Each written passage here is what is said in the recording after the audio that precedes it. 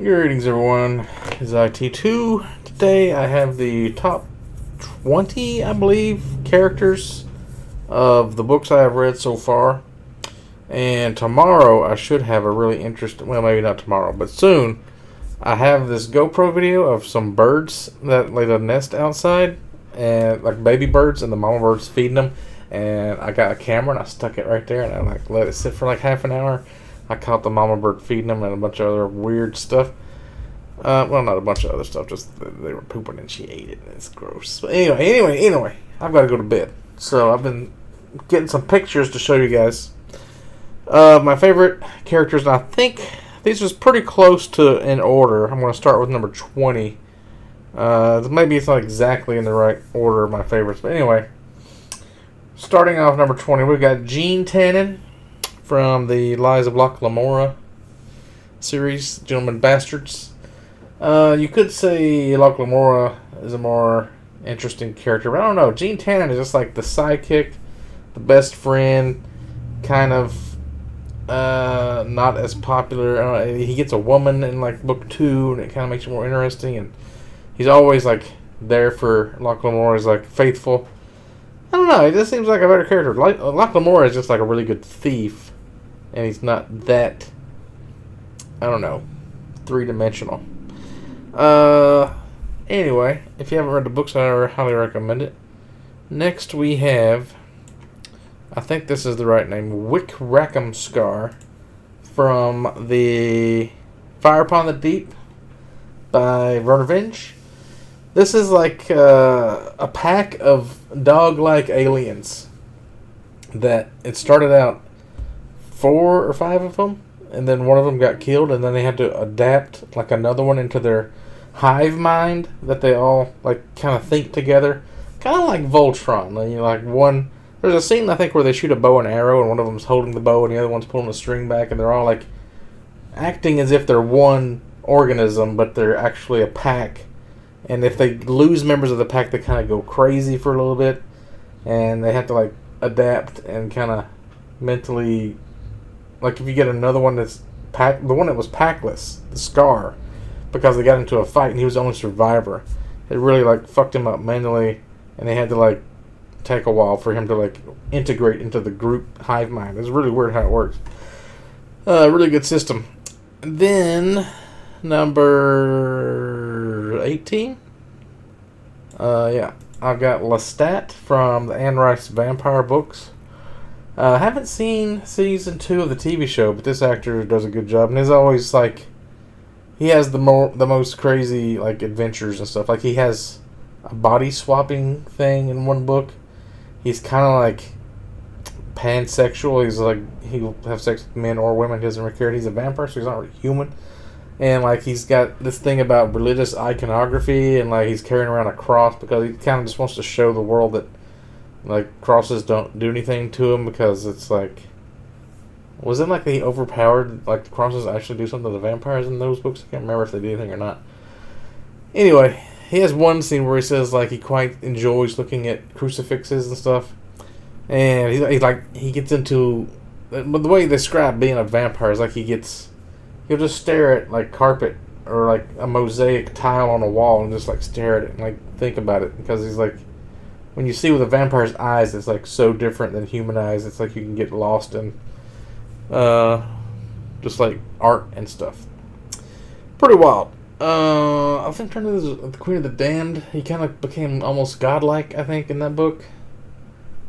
I don't know. The best book is The Vampire Lestat. I need to read the first book though. Interview with the Vampire. That one's more about Louis and the girl, though, but I don't remember. I'm just seeing the TV show and the movies and stuff. Then, after that, I think we're on 16, we got Rocky from Project Hail Mary by Andy Weir. What was the name of the dude that the Martian, Mark Watney?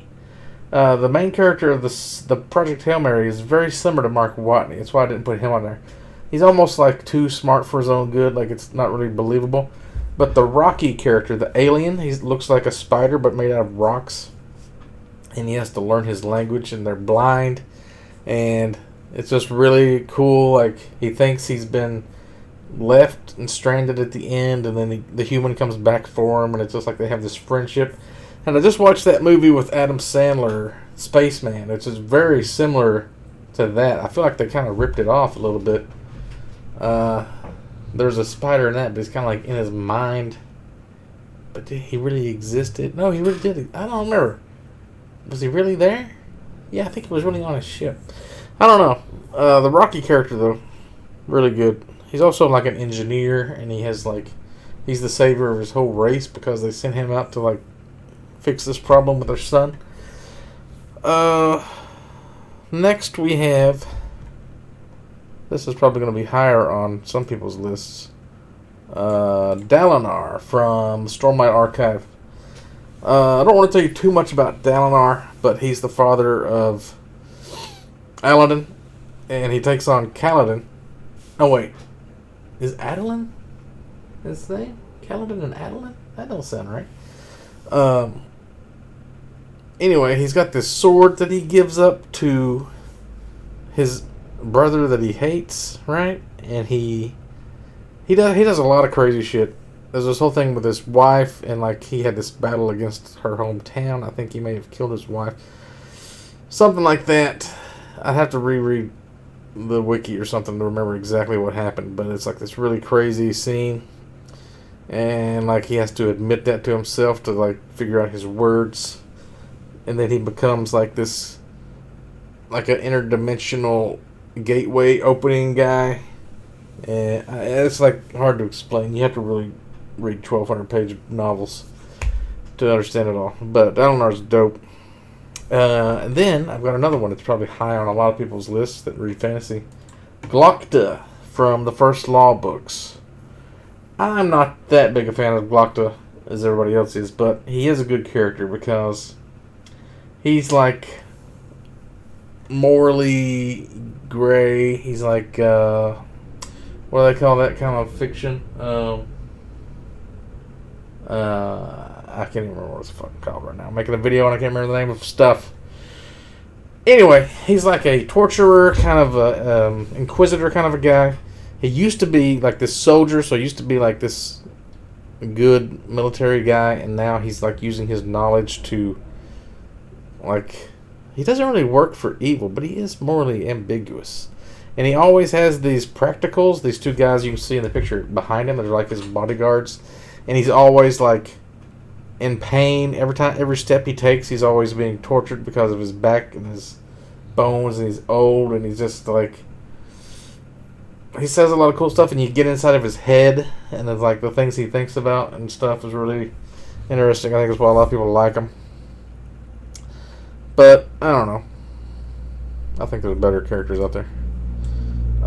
Then you got Wintro from Liv Ship Traders. I put him on here because he just went through a whole lot. I like characters that are tortured and they go through a lot. Like I said in the last video about, like, it's like that kintsugi, Japanese art of breaking things and then putting them back together with gold. Wintro was a priest, and his father makes him become a sailor on a slave pirate ship, or a slave ship.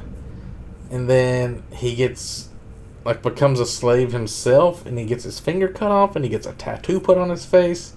And then his father gets kidnapped by pirates, and he starts working for the pirate, and that becomes like his new father. He goes through this whole deal. A huge transformation, and just a really good character all around. Althea is not that interesting of a character, but she is kind of tortured the same way. I like Althea too, but something about Wintro. I'd rather be reading Althea's story, but I like Wintro as a character better. It's hard to say. And then you've got the other sister too. She's kind of going through like a whole big deal. I need to read the third book. Robin Hobb is just amazing. Then I've got a very interesting one.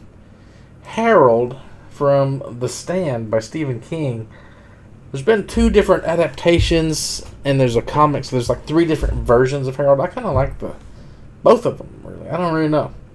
But in the books, he's really like, you get inside the mind of like a stalkerly incel type guy, and like he's with the good guys, or like the ones that are for the light, or the black lady that's supposed to represent God. But he's kind of being turned by Satan because he's in his head, and he has like this crush on this girl. He's always like trying to like get with her, and he's jealous. He's a real jealous guy, and he's like sneaking into her house and like trying to like do shit to her, and I think he ends up killing somebody. I can't remember everything he does, but like he's really like fucked in the head and a really good character because of that.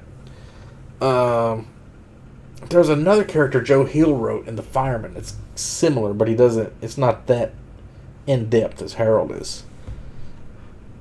Next, I have, I don't know what number we're on. Raceland Majir from the Dragonlance novels. I really, looking at these images, made me want to go back and reread those because I remember they were so sick. Like, he starts out, you'll see a lot of pictures of him with his brother because he's a twin. His brother's like this warrior and he's like this mage, and he's going for his test. He's wearing like these red robes that are the neutral mages.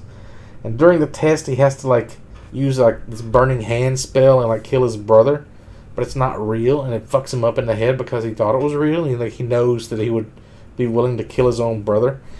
So then he starts putting on the black robes of the evil wizards, and he gets the Fistandantilus, his staff, and then he gets his own castle. He has these hourglass eyes that sees time like eroding everything away, so you can kind of see the future, but not really. And then he has like these disembodied heads that he has control over or something, and like I think Fistandantilus like takes over his mind or something. It was fucked up. Also, he's like in a lot of the old Nintendo Power, or what was it, Game Pro magazines, where you would have like Final Fantasy characters and they would use the people from the books as examples. He just like a classic wizard that nobody really knows or talks about because not that many people read it. And then I've got Kaladin from Stormlight Archive. In the beginning books, when he's doing the Bridge 4 thing and he's like being tortured, and like that's like that thing where you're just crafting steel from iron, you know, it's like he's understanding how the world works and his powers and everything, and he's like risking his life doing all this stuff. That's really cool. But then like in the later books, he kind of gets a little bit overpowered, or he would be higher up on the list because he's just kind of like he's almost like Superman. He can fly. He's got all these, well, the powers kind of depend on if there's storms around, if he can get the stormlight. I don't know how the 5th book's going to go. I think maybe the last 5 books will be a whole different set of characters. Maybe they'll just start over with somebody new. But anyway, if you've read Stormlight, you know how awesome Kaladin is. Next, I have actually above Kaladin, which is kind of weird. I've got Tanel Two-Shot. This is not him. This is his father. And Powder Mage. He's like this wizardy. It's hard to explain Powder Mage magic. They can like shoot bullets from like flintlock rifles with their mind. They can ignite gunpowder. He has this girl named Capoel that follows him around, and she can make his bullets like able to kill gods. Pretty much, like he has all this. He's kind of mysterious because he went off into these other country in the jungle and like did some shit. And you don't really know what he's been through, but he's always like saving the day. But he's like tortured. He's like kind of addicted to the gunpowder because he has to snort gunpowder to use his magic. And that's probably the best part right there. Anybody that's addicted to stuff, it just makes him way more interesting. I'm trying to think, is there any other like addicts in books I've read? I need to do that more often. Next I have, what number are we on? Are we about like number 10 now? Tyrion Lannister from Game of Thrones. Obviously he's going to be in the top 20. He is like, he's morally gray. He's kind of like the Lannisters are the bad guys, but not, he's like, he hates his father, so he's kind of like a good guy, and he wants the best for the realm, and he becomes the hand of the king, and he has to kill his father because he's insulting his prostitute wife. I mean, he just has everything going for him. He's addicted to the wine. He reads books. He has a lot of cool quotes.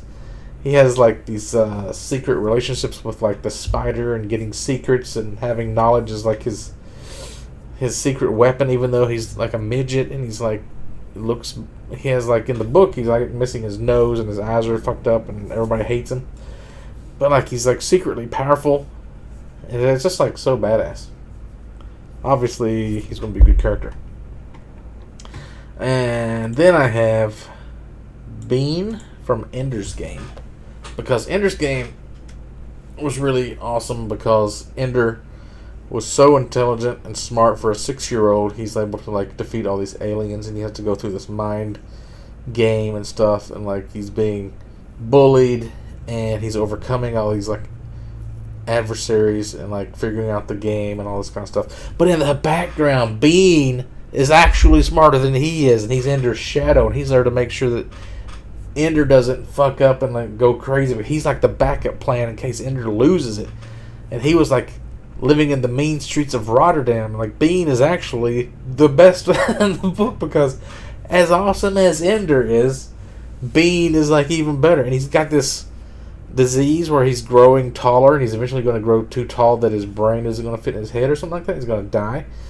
And then he ends up like going off into space on this mission at the end in the later books, and it's just like Ender was cool, and I really liked what he did when he like after the whole Ender's Game thing, he went off and like did the Speaker for the Dead thing.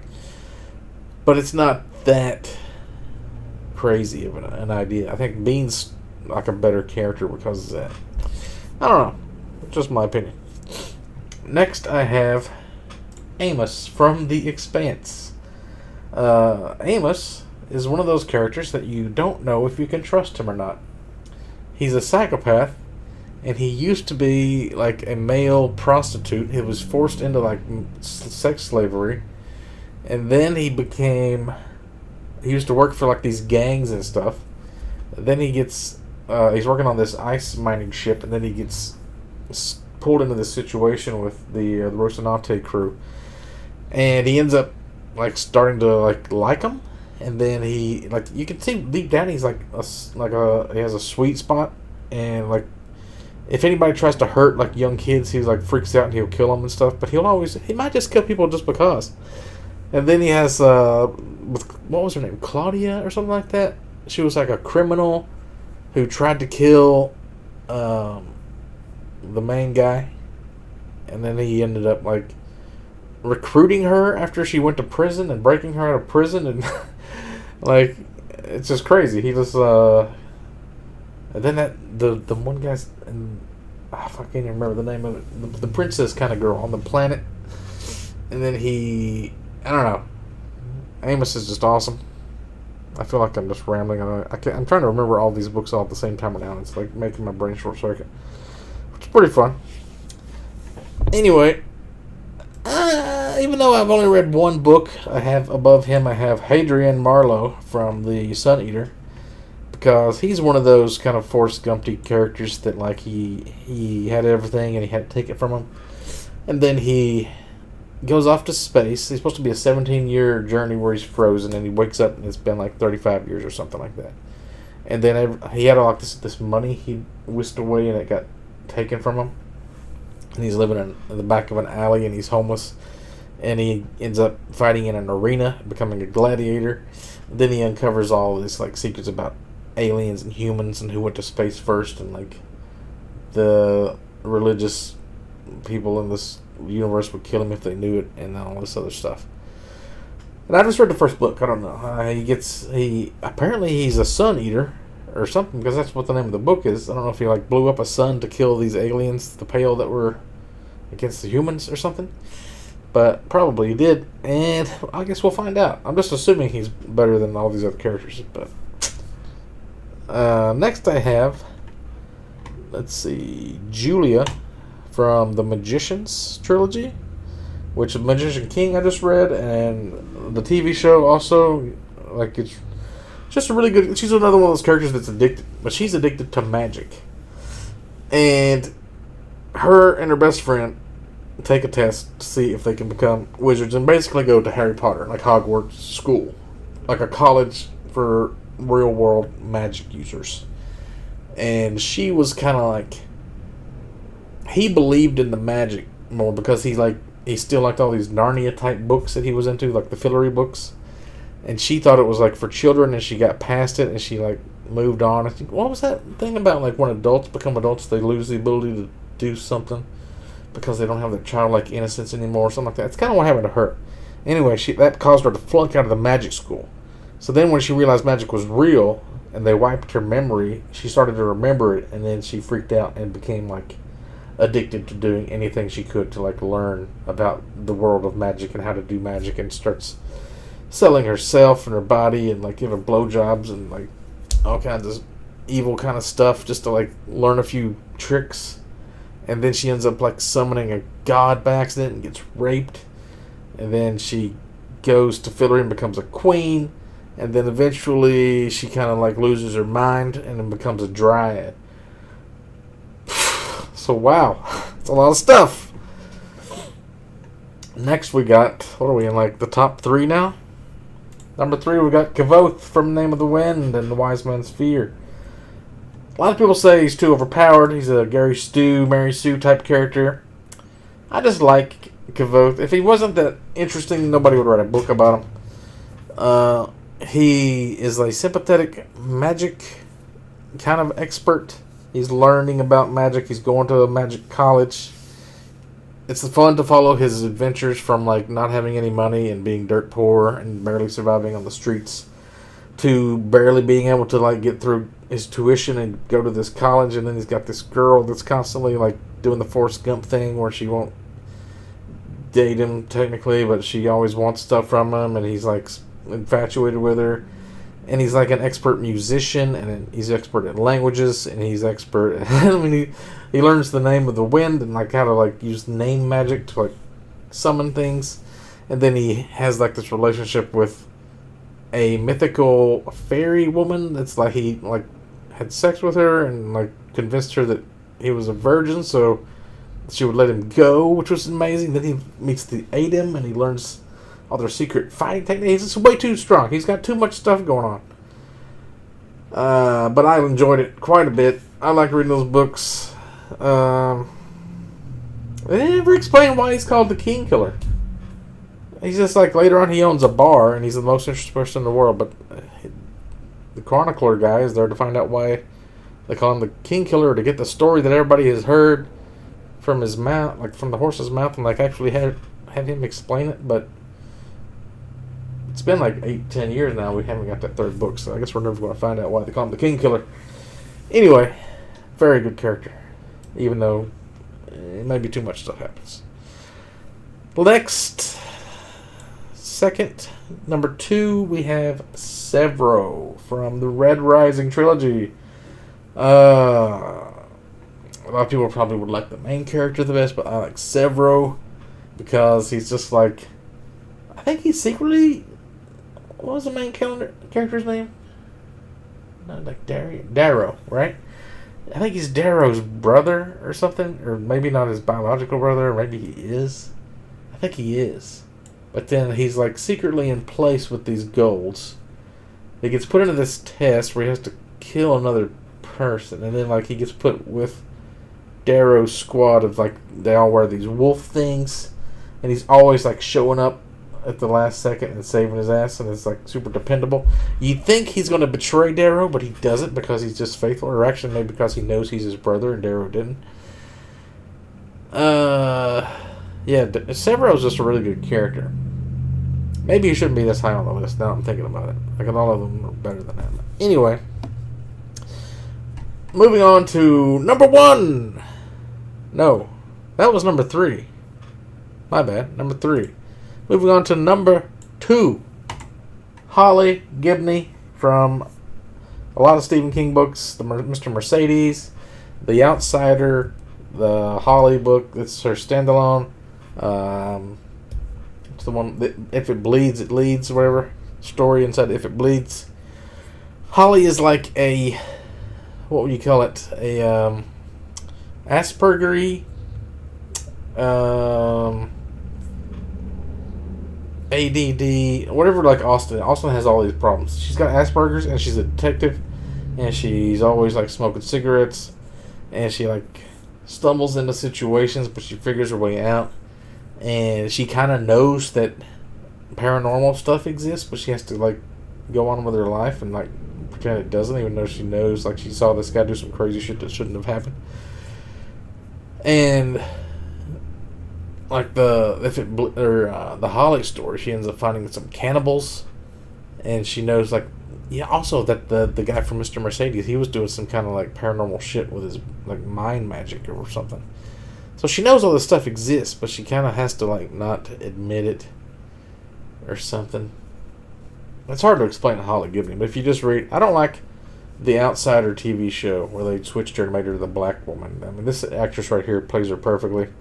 Just her mannerisms and the way she talks, and like she doesn't talk very well, and she's like a perfect. She's got that flawed thing. Like a good character is perfectly flawed. She's like got that thing going on. And finally, my favorite character is actually two characters, Fitz and Night Eyes from the Robin Hobb Farseer trilogy. He is just like the best because he's tortured the most. It's like Robin Hobb puts him through the ringer. He had 2 or 3 dogs die. Actually, one of them you think's dead, and it comes back and then it dies again. Like his girlfriend, whatever, he can't be with her, and she gets taken from him, and then she marries his best friend, and he has the ability to check in on them mentally and like read their minds and see it happening. Like she just tortures the shit out of this character. He has to like kill people that are kind of zombies, even though he doesn't want to kill anybody. He's got this other guy. He should be like royalty, but his father died before he could become royalty or something. And then like the woman that should hate him becomes his like mother figure because she's like the woman that he was cheating on her with when she had him. And then he's working for this prince, and he's like overtaxing himself using these mental skills. While at the same time he's using the wrong mental skills, the wit versus the skill. He's using the wit to like talk to animals, and then if you do that in this universe, people pretty much ostracize you or kill you. And he's like, nah, I'm going to do it anyway. And he gets this wolf companion, and they become a pack, and he pretty much depends on him now. And he gets really good with like a 2-headed axe, and like the way he's like doing all this stuff with the dragons at the end, it's pretty like incredible. And he's constantly, I don't know, it's almost like he's being sacrificed to the world to fix the problems of the world. I don't even know like what happens in the next 3 books, because that's probably going to be even better. Fits in the full, and then you get into the last trilogy. It's supposed to not be as good, but I'm just assuming it just gets better and better. Anyway, those books are super long, but you don't feel like it because long because you enjoy it all the time. And now it is almost 3 o'clock, and I've got to go to bed. So there we have it. Top 20 characters